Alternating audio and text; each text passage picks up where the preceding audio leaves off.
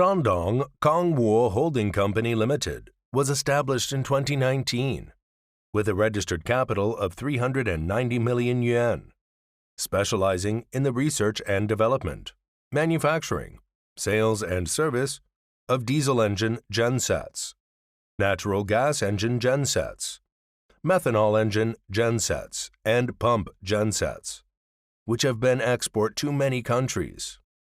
The headquartered located in Heze, Shandong, China, covering its about 1 million square meters.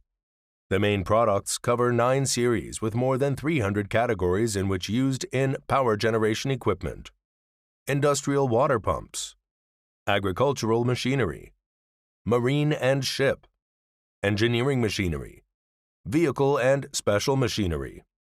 Kangwo takes large, medium-scale power system as the core technology, keeping high and intelligent as innovative driving force, building creative dual-engine mode in terms of market-driven and technology plus.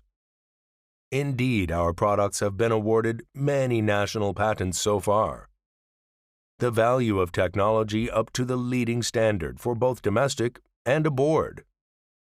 At present, our diesel engine covers the whole power range from 30 to 3,800 kilowatts.